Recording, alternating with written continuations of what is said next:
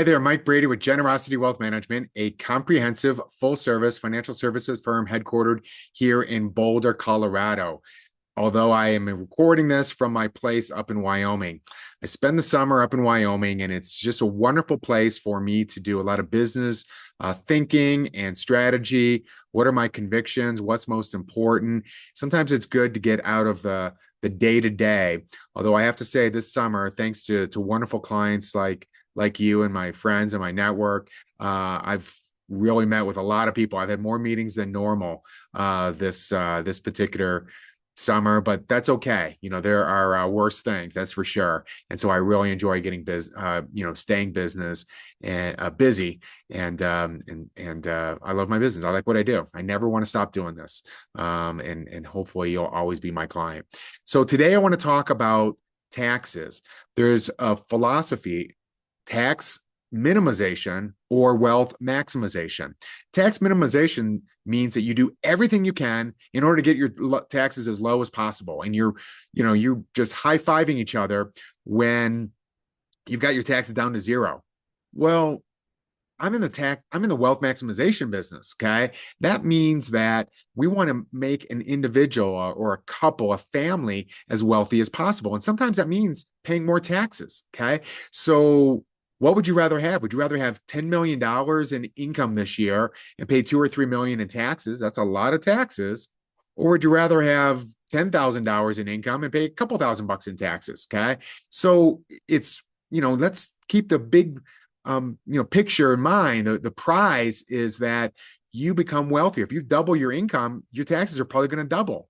Okay. You could minimize your taxes by losing lots of money. Big tax loss. Well, that's no good. Nobody likes that. So let's keep our eye on the prize. Now, the reason why I bring that up is when I ask people, do you think the taxes are going to be lower, medium, the same, or higher in the future? I got to tell you, nobody ever says they're going to be lower in the future. It's almost always that it's going to be higher in the future, or at least it'll be the same. And then I say, well, what's your standard of living? When you retire, do you want it to be lower or higher than where it is now? And everyone's like, oh, I want it to be the same. Oh, okay, got it. You want it to be the same in the future. Nobody ever chooses, oh, I'd like to have a lower standard of living when I retire. No, that's not the case. And I will tell you, my experience has been that people think they're going to spend a lot less in retirement. That's just not true. Yes, you're not buying suits to go to the office and gas and a car and all that stuff to go, but the same money that you spend on those things just gets redirected to visiting your grandchildren or going on that cruise or healthcare expenses and things of that nature. So your expenses are not necessarily going to go down in retirement in the future. So if we can agree that in the future, taxes are going to be equal or higher, or and your income needs, your lifestyle might be very similar. The question might be, when do we pay the taxes? And so we've got certain choices. Do we sit here and try to minimize our taxes to zero now, or do we try to pay the taxes at the lowest average rate through our lifetime? Okay, let me tell you what I mean by that. One of the approaches that I take with clients is say, hey, maybe you've got some space within your tax bracket. I mean, your tax bracket is, 10 and 12, 22, 24, etc. Instead of working to get it all the way down, sometimes it's good to say, wow, I have a lot of space in the bracket that I'm in. Should I convert some money now and pay the taxes, like maybe over to a Roth, so that I don't have more taxes on my IRA or 401k, etc., in the future, when I'm still going to need the money, but it's going to be at a higher tax bracket, if that is the way things play out. Okay. So we've got our income and our expenses. I don't know if you can see my hands here. And if you're reading this, maybe I'll try to have some kind of a graph next to it. But your income is here and your expenses are here, and you pay the difference between the two. Okay. Well, if your expenses are equal to or higher than your income, your deductions, I should say, not your expenses, then you're wasting, you could convert IRAs all the way up tax-free. Money that would have been tax deductible in the future is now tax-free. And so we look at these things and say, is there something that you could be doing to minimally, maybe, increase your taxes, but have a huge benefit in the future and convert to tax-free money upon your retirement? When I work with clients, I'm not a tax professional. I don't have that, those letters after my name. I'm not a CPA. Don't have the tax preparer, errors and omissions insurance.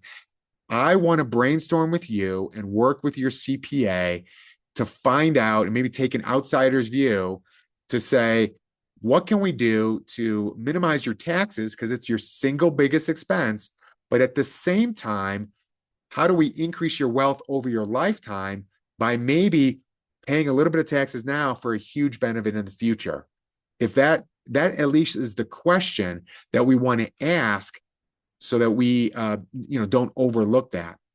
It's good to know that your tax professional, are they a tax preparer who just takes your stuff and prepares your forms? They're really just a historian because the stuff's already happened. Okay. They're just putting this box on that line, making sure that you do it, properly according to the rules.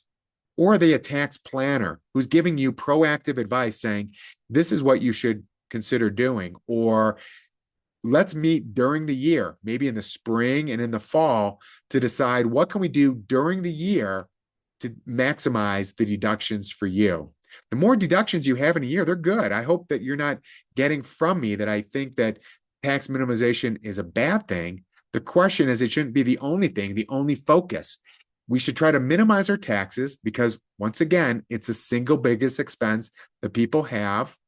But we also want to keep an eye on, wow, maybe we should defer some of that benefit of the tax minimization to the future because we'll be at a lower tax bracket we might be at a higher tax bracket in the future, so we'll want to have tax-free money, not taxable in the future, and take advantage of what our current situation is.